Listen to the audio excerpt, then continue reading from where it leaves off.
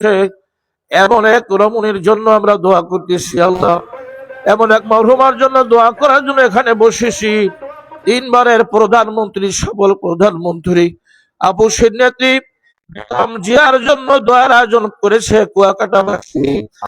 তার জন্য আল্লাহর কাছে মাগফিরাত করে, মাগফিরাত চায়, দোয়া চায় তার জন্য। আল্লাহ আপনার কাছে কামনা করে, মালিক আপনি তাকে ক্ষমা করিয়া দেন।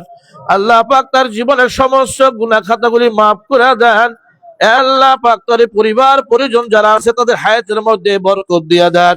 আমাদের হাত দুখানা জাগাইছি, আমাদের জীবনের গুনাহগুলি মাফ করে দেন। আমাদের জীবনের সমস্ত গুনাহ খাতাগুলি মাফ করে দেন। আমাদের সমস্ত নেক আমলগুলি আপনি কবুল ও মঞ্জুর করে নেন। আল্লাহ তাআলা আজকের এই জাতীয়তাবাদী যত নেতৃবৃন্দ আছে আল্লাহ, বাংলাদেশের আনাচে কানাচে দোয়া করে আপনি কবুল ও মঞ্জুর করে নেন। আল্লাহ বাংলাদেশের যত মসজিদ গুলি আছে, মাদ্রাসা গুলি আছে, মসজিদ মাদ্রাসার সমস্ত ইমাম মুয়াজ্জিন, মাদ্রাসার শিক্ষক মহোদয় তার জন্য দোয়া করে আপনি কবুল ও মঞ্জুর করে নেন। সমস্ত মাদ্রাসা তালিবে ইলম তার জন্য দোয়া করে আপনি কবুল করে নেন। ঘরের মা বোন পর্যন্ত তার জন্য দোয়া করে কবুল ও মঞ্জুর করে নেন। বেগম জিয়ার জন্য সবাই দোয়া করে, মরহুমার জন্য দোয়া করে আপনি কবুল ও মঞ্জুর করে নেন। বাংলাদেশের মধ্যে এমন কোনো মানুষ নাই শহীদ জিয়ার জন্য দোয়া করেন, এমন কোনো মানুষ নাই।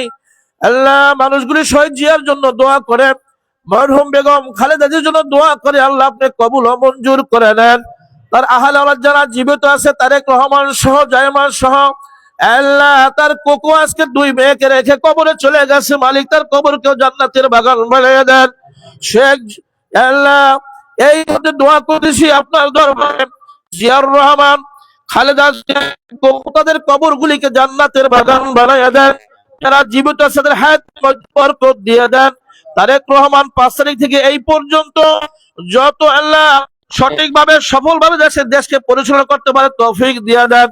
আল্লাহ আপনার কাছে ফেরত আমাদের দোয়া কবুল ও মঞ্জুর করেন।